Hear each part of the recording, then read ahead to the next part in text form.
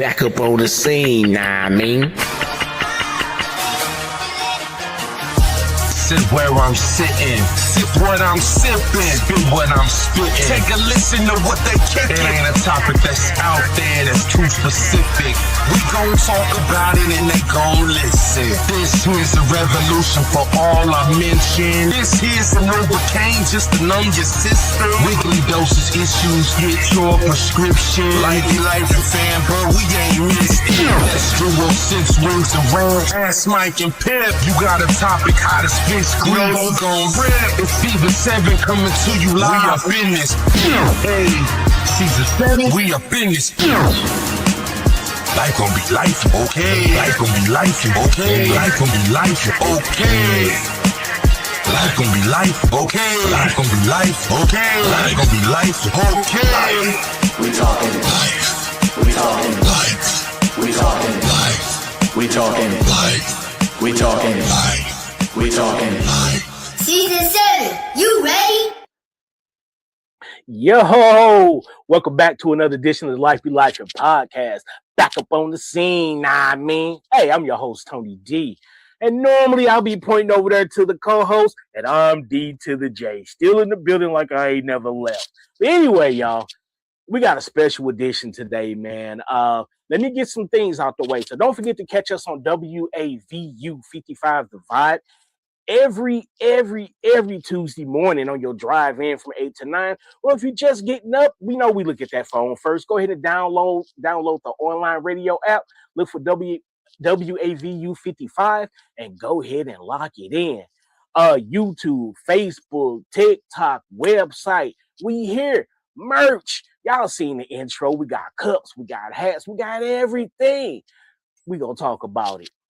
So y'all, it's another One Do It Wednesday, man. I'm just thankful, man. Hey, I'm still here another day. I'm still standing. So for whatever it is, it's trying to take me out, man. Hey, I'm triumphing up against that. Man, what's going on? Normally the bro is here to put a buffer in, so I got all kind of stuff racing. But we gonna do this thing. So you see my background. Hey, you know we fit bum bum bum bum bum bum bum bum fly eagle, but that's coming soon. Y'all, as we get ready to get into this thing tonight, for real, as I get ready to get serious, I got a young man on this show tonight, man, that I'm going to get on after the break. This young man, I've been following him probably 10, 12 years. Seen him on Fox 2, I believe, with Timmy Zell one day. I might have the wrong radio station, charge it to my head and not my heart. And I just thought that it was miraculous what he's doing. I'm like, man, look at this young brother. You know, he's going to school, shirt and tie, jacket. You know, people are commenting under his posts. Even the support that he's receiving to this day, years later, man, we gonna get into it. So right now, let me go ahead and get a few things out the way, man, because like I said, normally I have the bro here. But let me run these disclosures just in case. Y'all know how y'all do. The views and opinions expressed on the Life Be Lifin Podcast are solely those of the artists, producers, guests, and hosts of the show. Any numbers, stats, or stated resources that are given, we do ask that you verify that information for yourself. All righty. Just so we can bring this thing in right, man. Let me go ahead and cue up one of our commercials real quick while we take a quick break. I can take a deep breath, relax a little bit, because I'm excited, y'all. Y'all don't understand. But we'll be right back, man, with more Life Be Lifin after this commercial break. Have you ever been caught in a lie and needed a fast way out? Have no fear, Cry No More is here. Organically made from real baby tears. Just 2 sprays will get those tear ducts flowing. May cause side effects like eyebrow removal, loss of belly button, toes falling off, bad breath. Cry no more. Never be stranded again.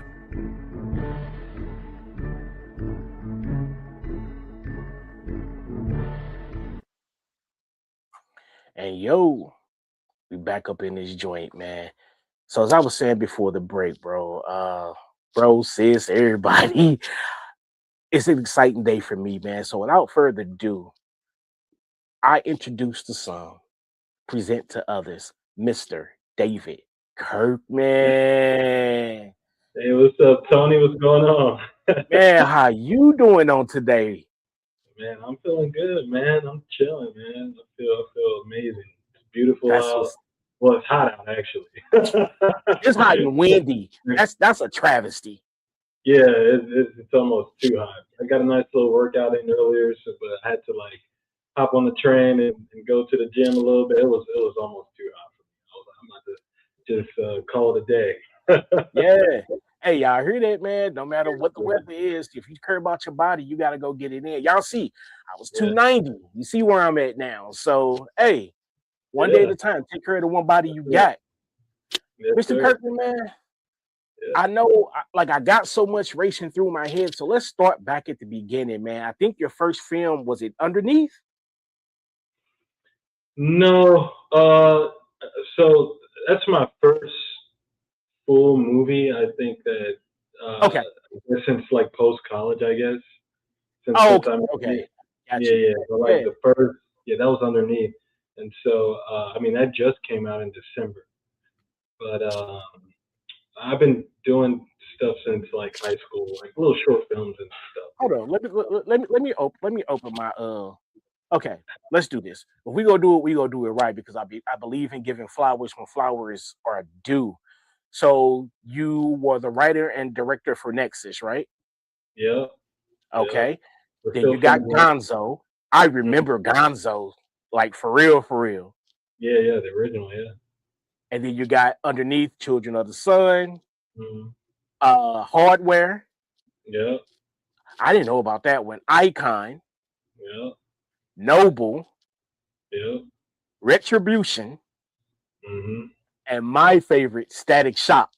Yeah. So, Yeah, so, man. so let's back up, man. What made you like?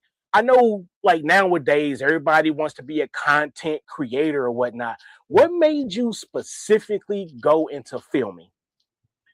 No, for me, film is the most powerful medium uh, to shape and mold cultures, change Mm, minds, plant seeds.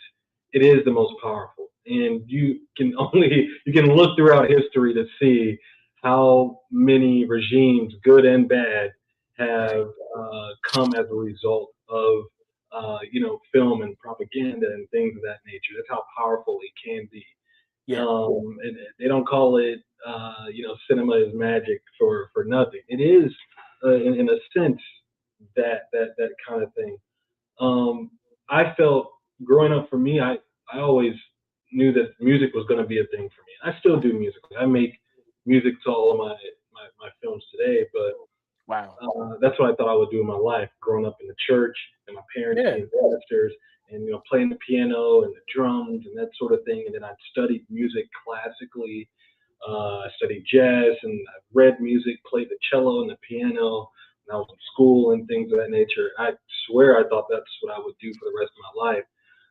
But it ended up evolving into filmmaking. I mean, I was just watching behind the scenes of like some of the movies like that I grew up with, like Transformers and things like Right. Right. that. And I was like, man, this is so cool, like to see all of these different elements just like come together and create this Right. one specific kind of vision. And it still included music, right? But Yeah. it was more of a team thing. And I just felt like film was just like the next step up for that, and to really tell stories in a great way. And that's really what I'm about. I just want to be a really solid and good storyteller. And film is Yeah. kind of an outlet for that, I think. So Yeah. yeah, And let's not look over the fact that between music and writing and yeah, producing, you're casting too. yeah, So, yeah. like, Oh come yeah, on. I mean, it all like it encompasses so many different things, right? So with film, you're taking in all these different other art forms and putting them together to create this one cohesive vision. Yeah. And hopefully, by when it's all said and done, that it does come out somewhat good, because it does take a lot of dominoes for it to kind of match up, and things to pan out the way they're supposed to. But like you Indeed. said, you have to cast it. You have to get the right technical people involved. You have to do all the logistical stuff, make sure people are there, and it's almost like running a startup. Every film project is almost like running a startup business Yeah.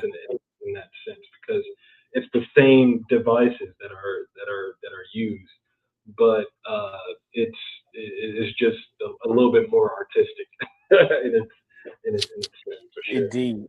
Yeah. So let's talk about this real quick, man. So your first couple of films, man, that was absolutely no budget. It was just kind of I Yeah. need this, I need this, I need this. Now I'm ready to film. So talk about that, man.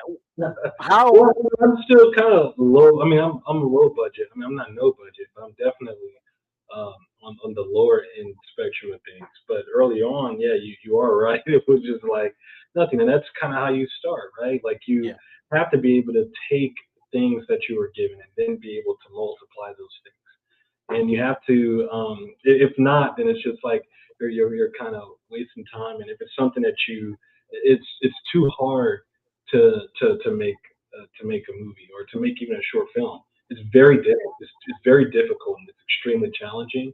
And you use resources, whether it's free or not. You use people's resources and time, and people take off work, and especially early on.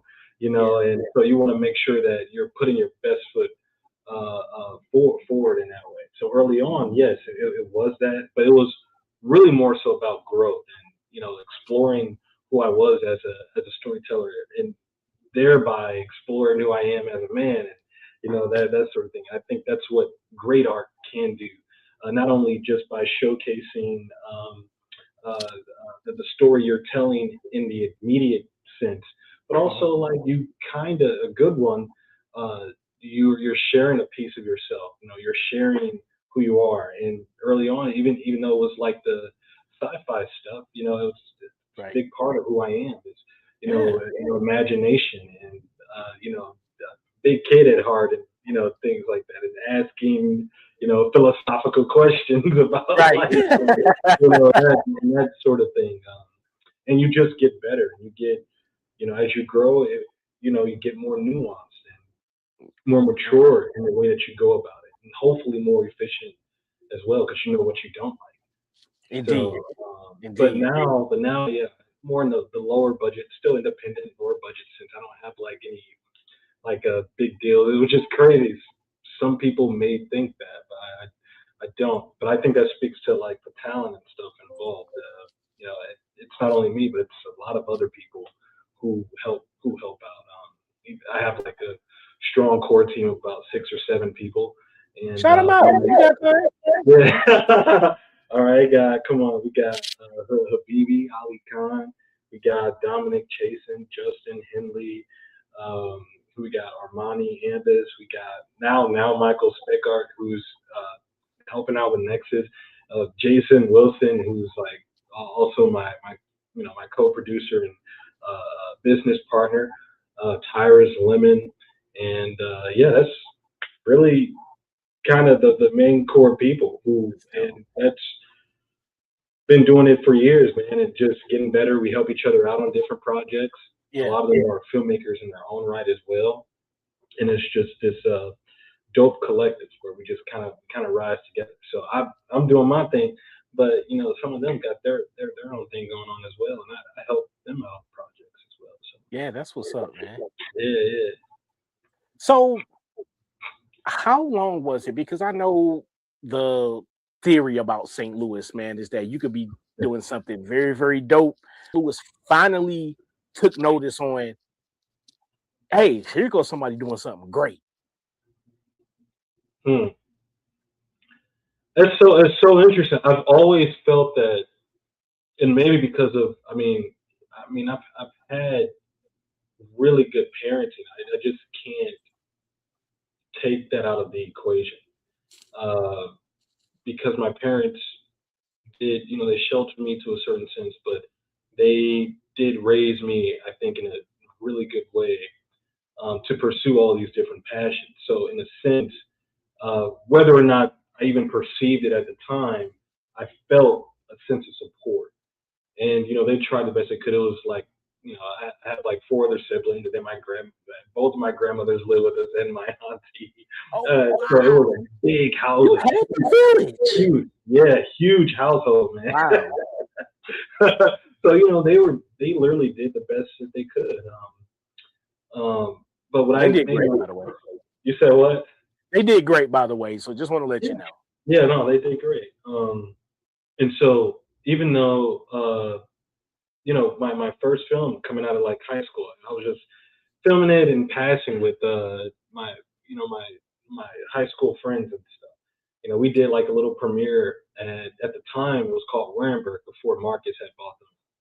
So we had little Warenberg theaters and stuff, and so we had a screening there, and we even saw, but it was like a really packed theater. All of our I remember that. And their parents and stuff came out, and that was in 2014. And so since then, every time I did something, especially out in the public, it always kind of got some sense of support. And so I've always had to make sure I had to keep it in front of people and push it and market it, and things like that. I'd say the biggest one, though, obviously when Static kind of became a thing. My favorite. When the Tivoli, used to be the Tivoli Theater before, a church had bought it out. But and it was like 500 people that were there. That was like the line was wrapped around the building. I'm inside, like setting up, putting up the reserve signs and stuff. And there's a line like wrapped around the building, going into the parking lot in the street and the Del Mar Loop. And that was for sure the biggest sign, because we did that on literally nothing. And that was just like, people are not only invested, they're invested in the character, but also it was just like the greatest, one of the biggest affirmations, because as a result of just that, I was able to, I went to Dallas the next week, which I didn't really travel outside of St. Louis that much.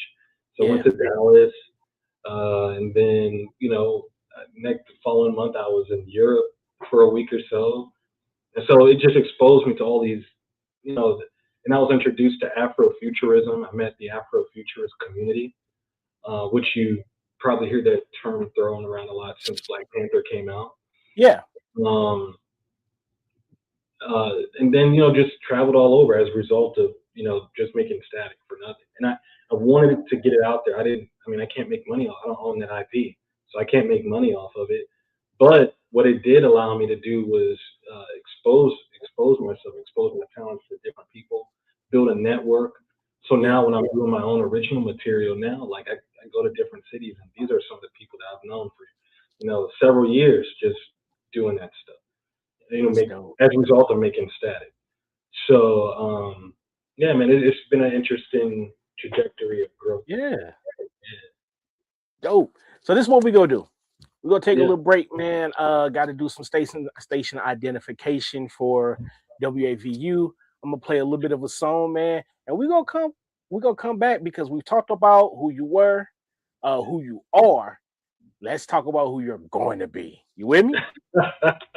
Okay. Yeah. All right, y'all. Hey, we'll be right back with more Life Be Lifin'.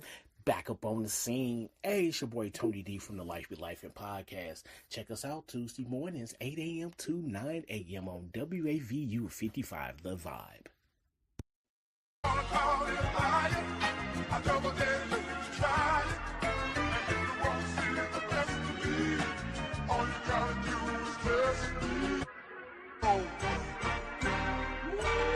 Yeah, I had to hold my head high. I had to let go my pride. I had some worries and some fears, but then I left it to God. Cause honestly, I feel it coming, and I know it's my time. The ones that got all this, the ones that ain't got a pot. Imagine throwing a fit when you can be out that spot. You boys still touching on that stove when mama said it was hot. I had a dream, I woke up as king. I'm about to go take me a march. Get ready, get set on your mark. Let's go, I'm taking a start. And all of my dreams got down on my knees. I had to go pray to the Lord. Protect me cause I'm 101. They hate that I'm not one of them. I had a dream, I woke up as king. I'm about to go take me a march. Get ready, get set on your mark. Let's go, I'm taking a start. And all of my dreams got down on my knees. I had to go pray to the Lord. Protect me cause I'm 101. They hate that I'm not one of them. Mama, why they keep doubting me? Yeah, why they won't say they proud of me? Put blood, sweat, tears, my time to see I'm on where all that honesty. Been feeling like Schmurd. Boys of the trenches, man, lady trying to get back to poverty. Gotta lift up the kids and send them to school. The trenches can't keep raising prodigy. That's what the knowledge be. Coming together, we gotta do good for the kids. Losing our nieces and nephews to nieces and nephews. Ernie Hearn trying to make it us men. Put down the guns and pick up some gloves and knuckle up, wobble like men. Tired of the fake thugs and fake drugs, only doing it for a trend. I had a dream, I woke up as king. I'm about to go take me a march. Get ready, get set on your mark. Let's go, I'm taking a start. And all of my dreams got down on my knees. I had to go pray to the Lord. Protect me cause I'm one on one. They hate that I'm not one of them. I had a dream, I woke up as king. I'm about to go take me a march. Get ready, get set on your mark. Let's go, I'm taking a start. And all of my dreams got down on my knees. I had to go pray to the Lord. Protect me cause I'm one on one. They hate that I'm not one of them. From the Mind of Men, a 15-minute docu-series centered around the mind of everyday men, from hurt to trauma, to relationships and kids, mental health, mental anguish, and healing. Many men in our communities don't speak their truth, and this is a perfect opportunity to hear, learn, and grow together. Come take a ride with us. From the producers of the Life Be Lifin Podcast.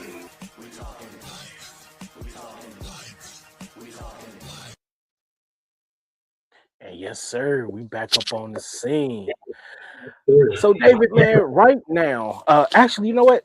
Nah, I can't glaze over that at all. Hold on.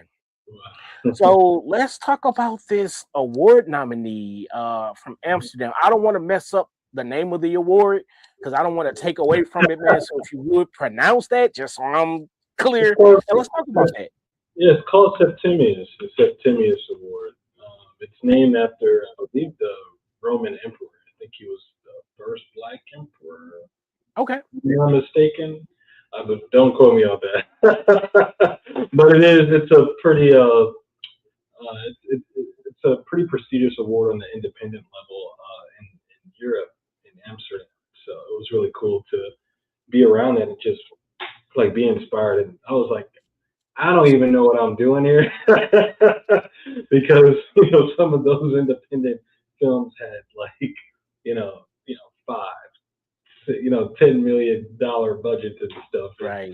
And I had a nice had a grant I received from Washington University to help make underneath as a part of my fellowship with them. But that was about it. And I put half of my own salary into making it. Okay. So, but it was really cool. We went out there. We didn't win. We got nominated for like best experimental movie. Yeah. But I mean, Megan Good it was so many people that were there. It was amazing. So we didn't, we went out there and connected with a lot of people and just felt the vibes. And I mean, I was out there in Amsterdam a year prior to show the movie. They had an Afrofuturist fest that was there, and so there were several people who were part of the Septimius Awards that were there and saw them. They were like, "Bro, you got to submit it. Just submit it, and that's what's up. Let the jury decide and see what can happen." So that was really cool. And look at that, man. I mean, a nomination is nothing to sneeze at, especially, and I don't want to take away from what you're doing, but I do want to, let people know, as you're stepping up to the plate and you're in the running with the big dogs, you know what I'm saying? Yeah, well, it's, where people, I guess, again, like some people perceive it that way. I don't really think like that, but I feel like I'm getting better, and I think my craft is definitely like getting more refined, even with like minimal resources as I might have. And that's what I mean. Maybe I didn't phrase it correctly, but I mean, based on what you have done and completed, to be at that spot, man, is nothing short than remarkable. Like you were supposed to be there. Yeah, 100%. Yeah, even with the like, you get commercials, right? Like the universe, God, they gives you commercials of like you're on the right path and stuff, right? Indeed. Like, especially sometimes when you like need it the most, it's like, am I doing this right? Like, am I overthinking this, or am I not doing enough, and that sort of thing? And then boom, all of a sudden, you'll get like a glimpse. Right. Being in that room for me was like glimpse, me not having any connections almost whatsoever, in the quote unquote industry, but being able to be at the Critics' Choice Awards and meet people, and you know what I'm saying? Like that kind of stuff doesn't happen all the time.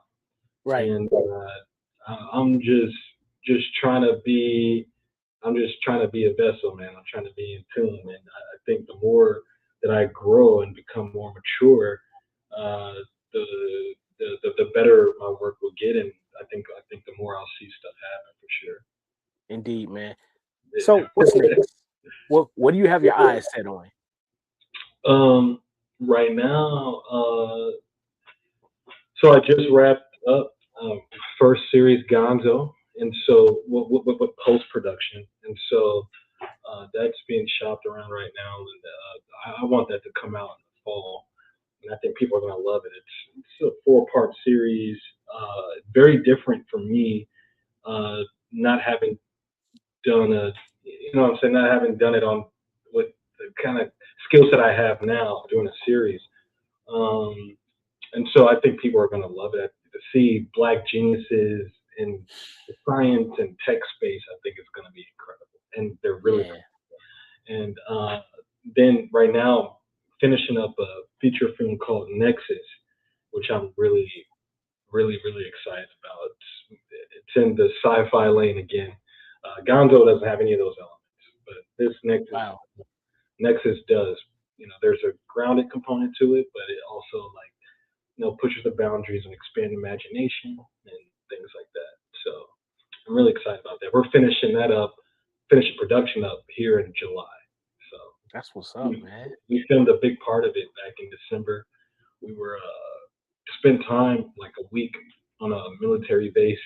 So I brought like. How did you do that? That's a long story, dude. That's a long story. About 20 minutes. Yeah, that's a long story. But wow. We and I'm paramilitary, so that's why I'm like, how did you do that? Yeah, dude. It was almost me and my friend. We talk about that still. We're just like, it's kind of surreal that happened. Actually. Yeah, because we were the first production in Missouri to ever do that, and man, they supported us, and I told them what the story was about outright, and they were 100% on board, seeing whatever we needed. I think they were just excited that we were the filmmakers to come, right? That we just asked, and that we were so chill and cool about the whole thing. Man, yeah, we did. So there is a component of that in Nexus, the military industrial complex and all that. That's a part of it. And so we're finishing that here in July. And it's not like in the same universe it's not like a sequel to like Underneath per se, but it is adjacent. Like it's taken some of the best elements and whatnot from Underneath into this film and kind of building its own thing. So it'll be really cool, I think, for people. So you've been in your own little universe then? Yeah, almost. Yeah. It's like a multiverse, basically. Yeah, that's what I was going to say. Yeah, multiverse, man. That's live. So I know we've talked about projects and filming and triumphs, and have there been any like false starts, letdowns that you can remember? Yeah, I mean, I've had a lot of letdowns,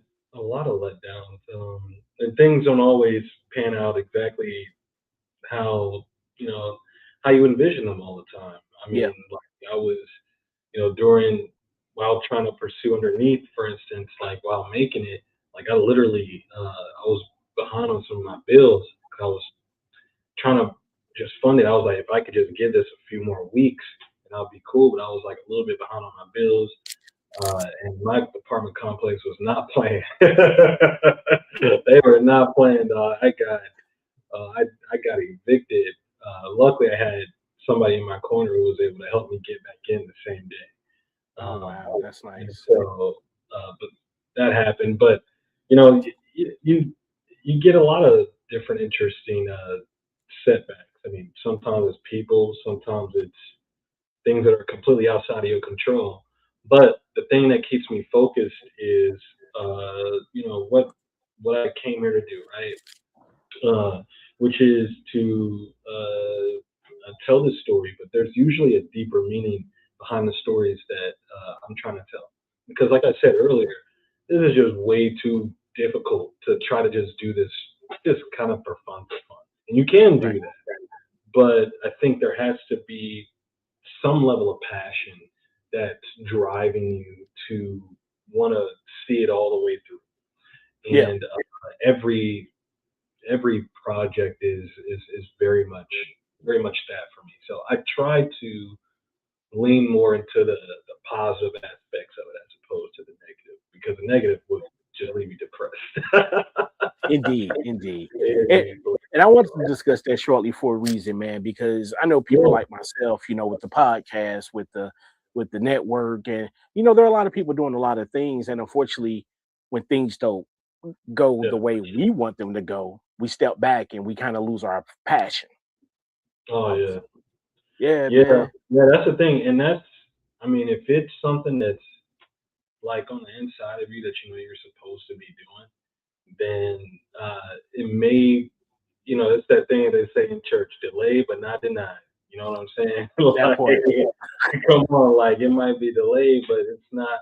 You didn't get denied at all. You just Yeah, got to keep backing at it, and it may happen a little bit slower than you anticipated, but it's going to right. happen the right time. I'm glad that I wasn't like exposed too early. You understand? Like I'm so glad that I was able to, and still able to in some way, to make mistakes very early on without, you know, global public scrutiny or whatever. Without my name being in a headline or something. Right. I am, because it That's gives deep. me the breadth and the bandwidth to be able to make those mistakes and reflect and grow from them, and then move Wow. forward in a better way. So yeah, man, it can be challenging, but again, like you got to be able to dig deep and just be like, why am I doing this? Am I doing this because I want to be seen? It's not really enough to get you all the way through. No, that's not enough. You got to have something deeper than that. That's it's different for everybody. But yeah, Yeah. That's deep, man, because like my son, for instance. My son does music and he's good, but I know a few people in the industry here in St. Louis, and he's like, I just do it when I'm bored. I'm like, do you understand? Like, people who've heard it, they're like, man, this song is like, yeah, of course you have people gassing you up, but then you have people that yeah, are legitimately like, hey, this is good. And right. that's how I felt about you. Like, and to speak to how you said that you were kind of sheltered, I remember that when I reached out to you, Mhm. I had to talk to your father. I had to talk to your father. Yeah, And I was ministering because he was pastoring at the time as well. yeah, And, once we talked and he kind of seen who I was, and I'm not one of these people out here that's, praying or I'm a vulture. I see someone doing something positive, and at this right. young age, a lot of people can take notes out of your book about it. And I just want to highlight it. Now, years later, man, you're a grown man. We've talked about, a few of the changes in your life. And you mentioned right before we go to break, man, I want you to kind of backtrack just a little bit before we get ready to finish out. You mentioned learning yourself as a man. And I Right. feel like that, like me, for instance, I had a child fresh out of high school at 18. She's 30 now. And I'm 49. I really didn't feel like that. I was raised without a mother or a father. I Mhm. was adopted at 3 months, kind of grew up poor, without, and no one ever talked to me about the conversation. It's not about sex. Why shouldn't I do it right now? So I was an irresponsible young man, which turned into an irresponsible father, which did turn into an irresponsible man. I feel like that I've learned my life trial and error on how to proceed. As someone like you who had those elements in your life, and you stated yourself, it has helped you. Um, at what point did you feel like okay, I understand that I've been sheltered and I'm not trying to do away with that, but now it's time for me to pull back the curtain? Right. Yeah. I mean, it was very interesting. It's almost like breaking out of an eggshell in a sense, right? And you have to have such a force of will to say that I think I'm cool to be my own person, because I think possibly because I am the oldest, there was a little bit more pressure on me to Always. be able to perform a little bit, go the extra mile in a sense. Right. So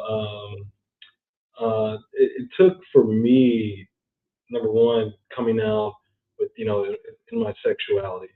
Number two, coming out and, just figuring out like, what is it that I believe? This is something that was handed down to me. What is it that I'm gravitated toward, and that sort of thing. So it years of like deep. I'm 30 now. So, but almost 10 years of like deep reflection and trying to figure out what I gravitated toward, and some of that I figured out through creating my art.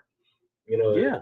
That's part of the things that's one of the things that really helped sustain me, I think, mentally, was having that kind of outlet, even though while I was in college and trying to figure myself out and that sort of thing.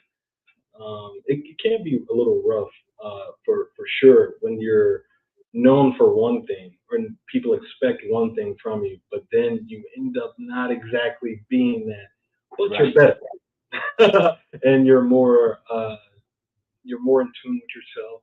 You're more acutely aware of what you like and what you don't like. You know what I'm saying? And you're happier.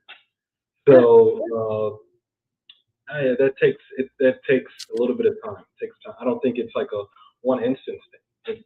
The first moment you realize that you might be different or whatever, there's a sense of being rebellious, right? And so you're just mad and angry all the time. That sort of thing. That lasts a couple of years. But if you are someone who's actually really wanting to grow and figure yourself out, eventually you grow out of that. Indeed. And you come to a place of understanding that it's not really always, your parents' faults or things like that. I think a lot of parents do try the best they can. A lot do. But then we realize, oh man, you weren't perfect. That I did, you know what I'm saying? Like you were figuring it out too. Yeah. And so it just leaves you in like a different place of peace and a different mindset of, oh man, we're kind of in this all together in a sense, And just because you might have the, you might have the ministry and things like that, it doesn't, exclude you from all of the problems and doubts and worries and all sorts of things that, any of us do. So. Man, hey, I wanted to hit on that because I remember that. I remember you kind of like gravitated off of social media for a little bit. Yeah. And then all of a sudden you came back like, bang! And I was like, yo! And the thing that I remember about that, David, if I'm wrong, I'm wrong. But I remember like your first couple of posts from that situation, and you were just like, I am who I am and I'm comfortable with it. And you said something to that tune, but it's been so long ago. I feel like probably a little more vulgar. It was, but so again, me knowing you from your background, and I kind of told you behind the scenes, kind of what I went through with my own daughter, being in ministry, having a child that comes up anything than the status quo, then it's all like, okay, it's the devil and this and that and that. Right. Yeah. And I can tell you that, after myself and my daughter and my wife had that conversation, that we got closer. We got so much closer that it was crazy. And I feel like that if I was that judgmental type of person, still I would have missed out on her life. Yeah, and it's also a different, interestingly, I mean, it's a different time and different era. You know, like back in 2009, 2010, everybody's trying to build bigger churches and stuff. You know, It's not really that kind of energy today. You know, I think today the energy is a little bit, it's a lot more chill than I think it was even just 15 years ago. Yeah. So, yeah, man, I think you're right. And kudos to you, man. Kudos for you having that kind of open, like, mindset, mentality and stuff, you know. I mean, the thing was, when she told me, my first words were, "And you're my child first." You know what I'm saying? You're my baby first. Like, how could I sit here and so this daughter is not by myself from my wife. So I told you about my 30-year-old. So she's 26. I repeated that cycle. Irresponsible young man, irresponsible with my body and my choices, and had another child, you know, before I got married. We got about 15 minutes left, man. This is what I'm gonna do. I'm gonna take a short break. We're gonna close out with you today, man. And I'm gonna give you the floor. Anything you wanted to say, anything you feel like you needed to say. Of course, give your social medias, your websites, your YouTubes, you know, all that good stuff. I'm gonna let you have the floor, man, just because for being a young man, I admonish you just from everything that you've been through. Because again, I've seen it. Now, of course, I wasn't right there, but sometimes from afar can give a good perception as well. So I admonish you, man, just from everything that you've been through, and continue to push forward. So we're gonna get this last little break out the way, man, and we'll be right back. All right, sounds good. Yes, sir.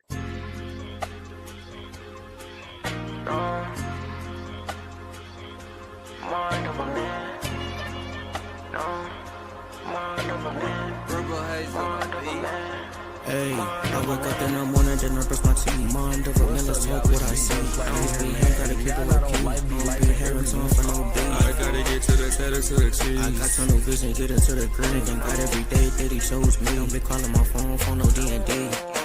If you wanna be with me, you know that I got you. If I call you my friend, you know that we love you. Give me a ball, patient like just start joining when I'm team. You know that we pop. You know that I'm working, I'ma push the clock. I'ma break the curse, I ain't never stop you. This for my family, I ain't never stopping. I ain't never. This time I never, man. I ain't never. This time I never, man. This time I never, man. Gotta stick to the plan. Gotta get them bands. I don't really want no friends. I come from the bottom. Now I'm a man.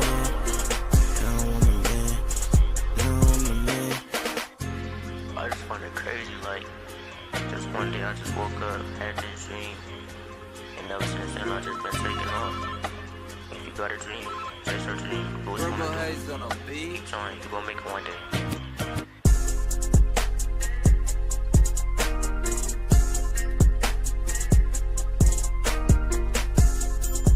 There he is. How you been, brother? You doing well? Glad we can link up.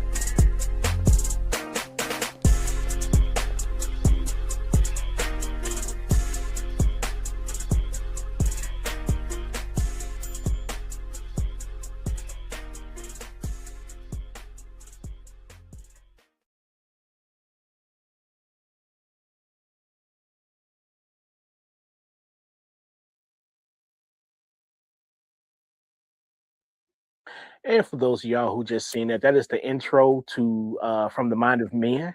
Hey, who made that? You know what?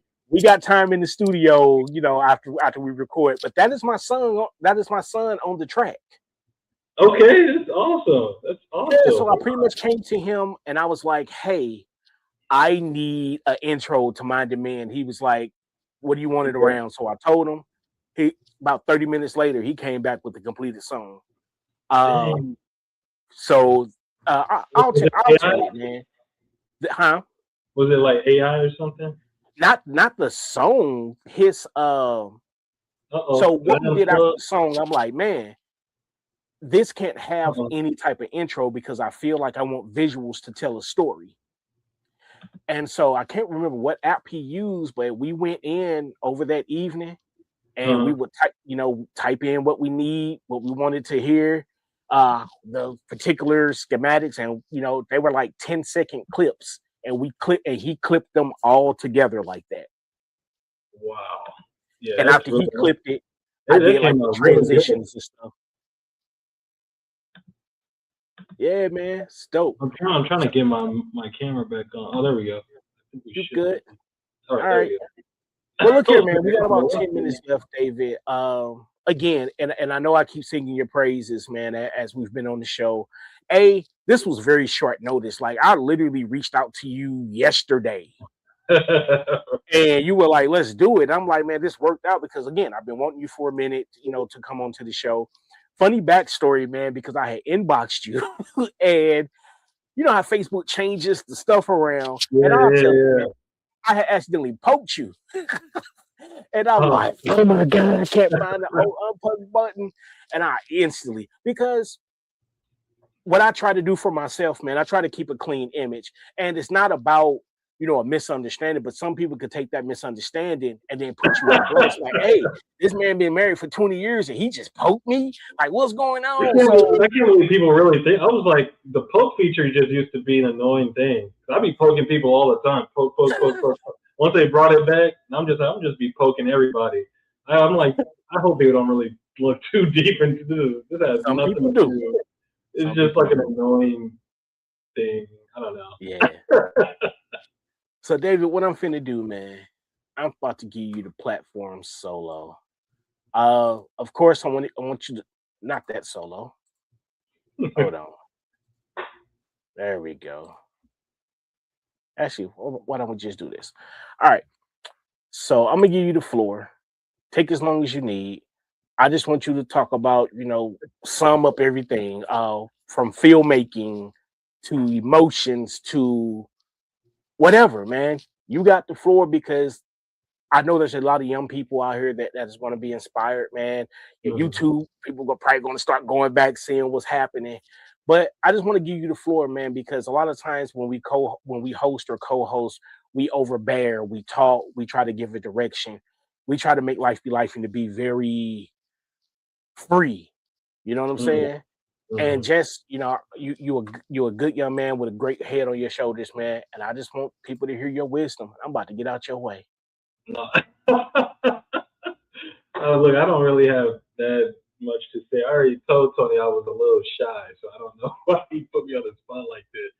But one of the things I think that I've been talking to a lot of my friends about was really the balance between like what it means to be like a creator and what it means to be somebody who is trying to get their work kind of like out there, right? Because like most of the time, artists find themselves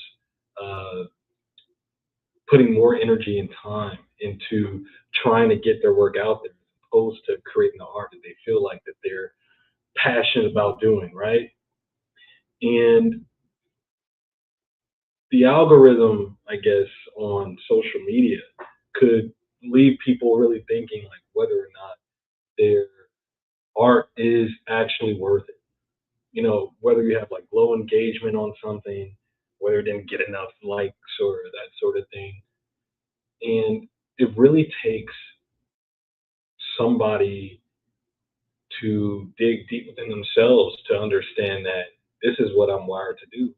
And these are the kind of stories that I actually want to tell. And you kind of got to ignore some of that other stuff. I was talking to my friend Mike, who was a producer on my film Nexus.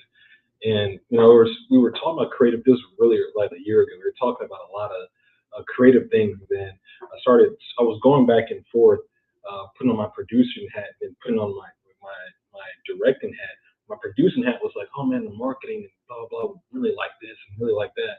But that's not really art. Like the art is the actual doing of creating, like for filmmakers, like creating the actual story, right? And you got to kind of take your producing hat off and just let that sit and be. And that takes the good ones take like a big part of you in order to do that. You have some of these things, and you can't allow, Facebook or Threads or whatever to say that those experiences and that story is not valid simply because it didn't reach enough people, And so, if anything, I just want to leave people with, stay true to who you are, and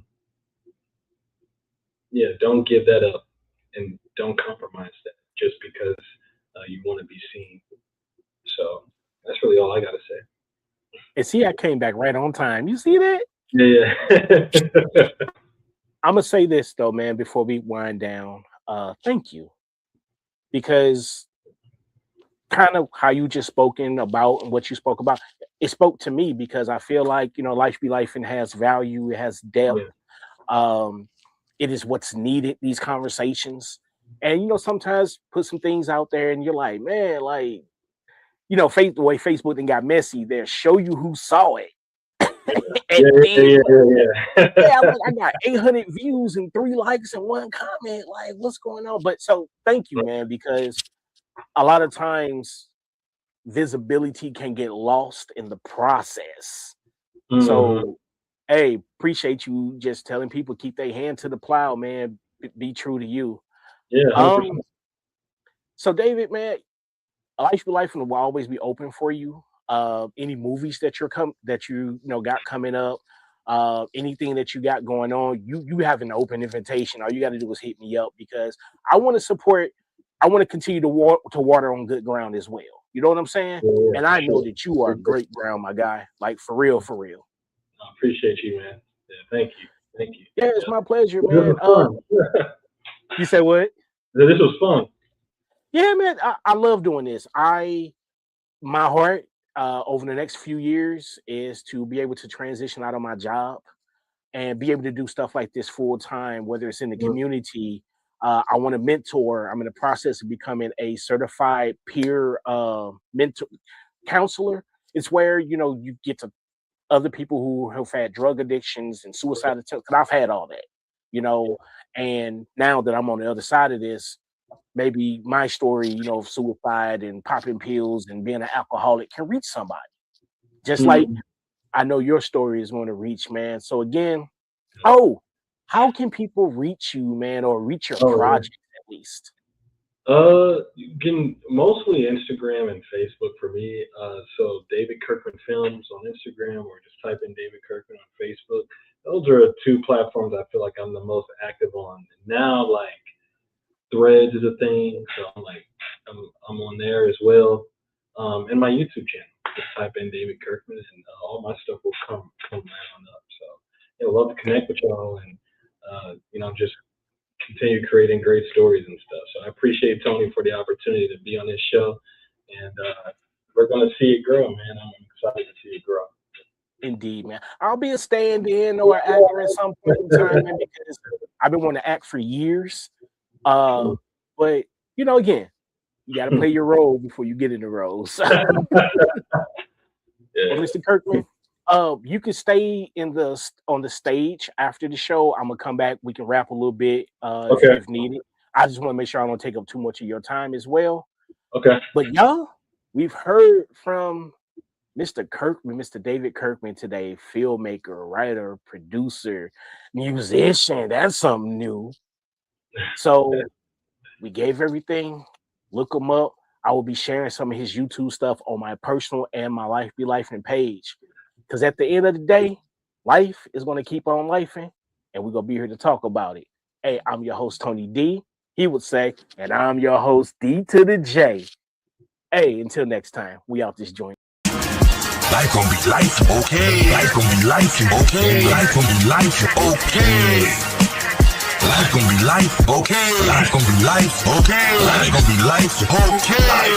We talking life. We talking life. We talking life. We talking life. We talking life. We talking life. Season 7, you ready?